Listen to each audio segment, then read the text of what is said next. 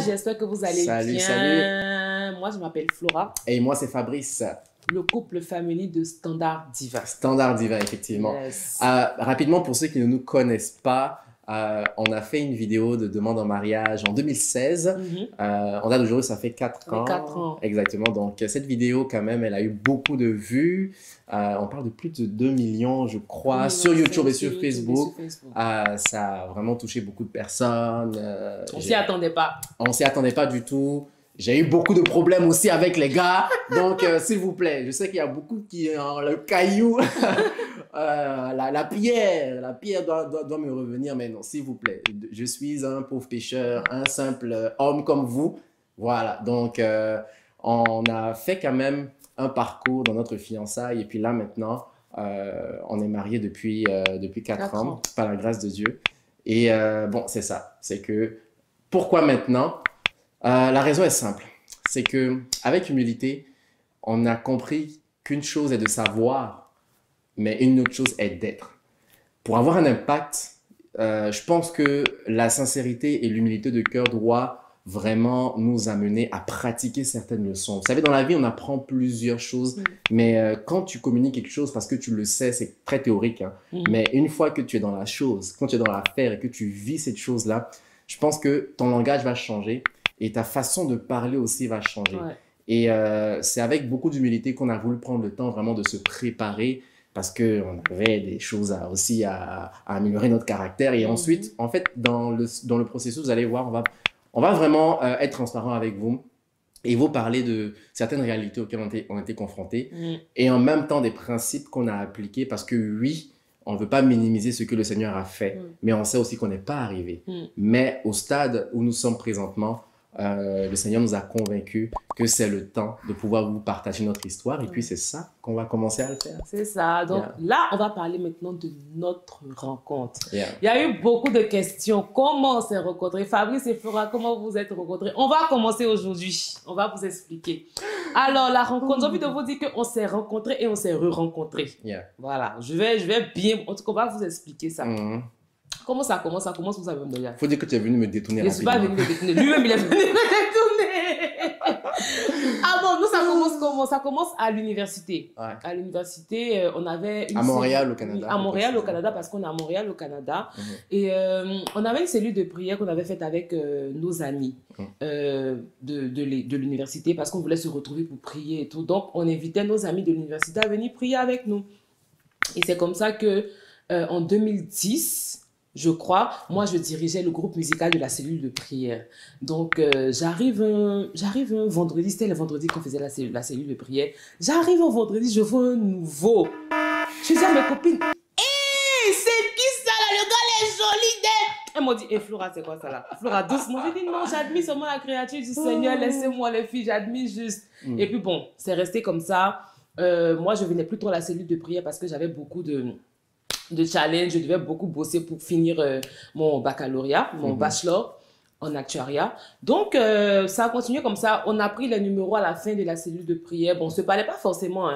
Faut dire aussi que mon impression, en fait, quand je suis venu à la cellule de prière, bon, on était tout feu, tout flamme, hein, nouvellement dans le Seigneur. Et voilà, la première des choses qu'on veut, c'est retrouver un environnement avec des frères et des sœurs avec qui on partage les mêmes valeurs chrétiennes et tout, prier. Et surtout quand c'était dans le cadre de l'université. Donc, c'était quand même bien, c'était entre guillemets excitant. Et bon, moi, je suis venu et j'avais un ami qui m'a dit, écoute, viens. Et en plus, il y a la louange et l'adoration. Et il y a une sœur qui est vraiment forte. Hein.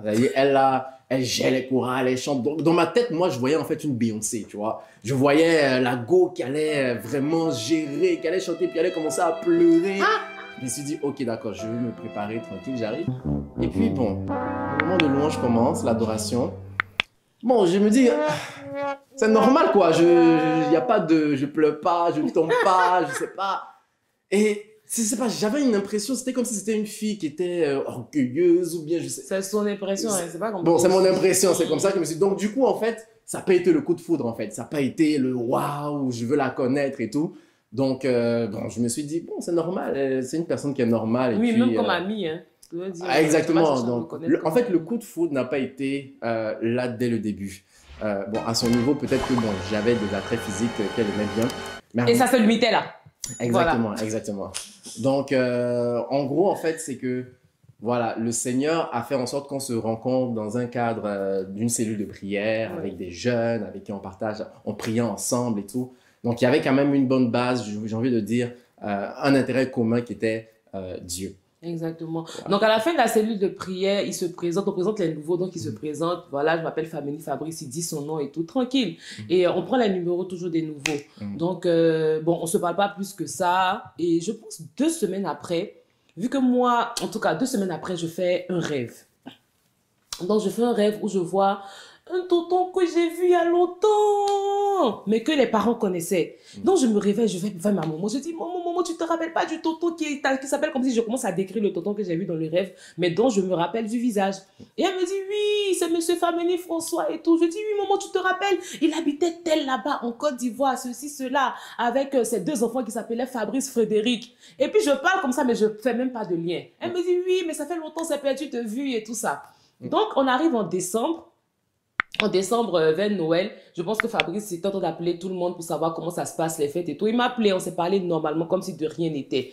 Et le 3 janvier 2011, je me rappelle. Elle, c'est Madame toujours. Date. Hein. Moi, je me rappelle de tout. Tout anniversaire, tout. 3 janvier 2011, je vois sur Facebook, Fameni Fabrice veut vous ajouter comme ami. Ami, ouais. J'ai dit, quand j'ai vu Fameni Fabrice, j'ai fait, what?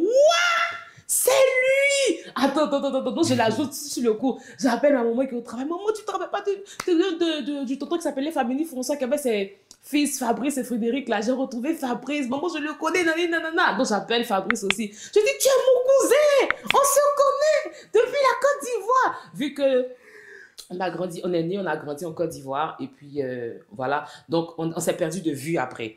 Fait que là je dis, maman, je te connais, tu es mon cousin. Chère cousine, veuillez vous m'épouser. Tu es mon cousin et tout. Lui il comprenait rien de ce qui se passait. Il me dit, mais celle-là me dit quoi, mais tu me connais ou tout ça. Donc c'est comme ça que les parents reprennent contact et puis qu'on commence à... Même pas, on développait pas une amitié hein, sur le coup. C'était juste qu'on s'appelait, ouais, on s'arrêtait là. Ouais, c'était pas, on se parlait pas beaucoup. On se parlait pas beaucoup. C'était vraiment tranquille, quoi. Ouais, normal, ça s'arrêtait là. De temps à autre, ouais, et c'est juste un jour, voilà, le 27 janvier, donc là, de 2011, je pense que je sortais de l'université, je sortais de la bibliothèque. Et puis lui aussi, je pense qu'il prenait sa pause. Moi, je rentrais à la maison et puis là, on s'est croisés, on s'est vus et puis on a commencé à discuter. C'était juste un salut de 5 minutes. Je vous dis, le salut de 5 minutes, c'est transformé en 2 heures. On a parlé de tout et de rien. En fait, c'est là que tout a commencé. Notre rencontre a commencé là. Exactement. On a plus appris à se connaître, on a parlé. Puis... Exactement. Depuis ce 27 janvier jusqu'à maintenant, on ne s'est plus quitté. On ne s'est plus vraiment quitté. On a pris 2 heures pour parler. On parlait de tout et de rien. Et là, il y a une alchimie qui s'est créée. Et puis, voilà. Là, c'est l'amitié qui a commencé véritablement. Donc, ça résume un peu comment est-ce qu'on s'est rencontrés. Vous voyez, ça n'a pas nécessairement été le coup de foudre tout de suite, au premier regard, comme dans les films Roméo et Juliette. Bon, on sait que la vidéo, ça a été l'ère de Roméo et Juliette. Mais la vérité, c'est que cet amour qu'on a manifesté l'un pour l'autre, il s'est construit. Il s'est construit, il a grandi dans la maturité, dans la sagesse. Et je dirais qu'il y avait vraiment de bonnes intentions. Ce n'était pas calculé en tant que tel. Et le premier standard divin, le premier principe qu'on veut vous communiquer, c'est que je sais que c'est le fardeau de plusieurs jeunes frères ou jeunes sœurs dans le Seigneur qui veulent rencontrer l'homme ou la femme de leur vie. Ce que moi je te conseille, ce que nous te conseillons, c'est de faire confiance à Dieu. Fais confiance à Jésus-Christ. Si tu n'as pas encore donné ta vie au Seigneur, tu peux te reconnecter avec lui. C'est ton Père, il t'aime. Il va positionner au bon moment. Il va positionner une personne, la personne qu'il a choisie, qu'il a préparée pour toi dans ta vie. Et tu seras vraiment heureux. Mais pas un bonheur qui est éphémère. Un bonheur vraiment qui t'accompagne tous les jours de ta vie. Ça, c'est ce que nous avons vécu et c'est ce à quoi nous croyons. Amen. Donc, voilà, c'est un peu notre histoire. Restez connectés. On va parler de la suite. Parce qu'il y a une autre question. C'est comment est-ce que j'ai su que c'était elle? Et comment est-ce qu'elle a su que c'était moi? Donc, restez connectés. On se dit à très bientôt. Stay tuned!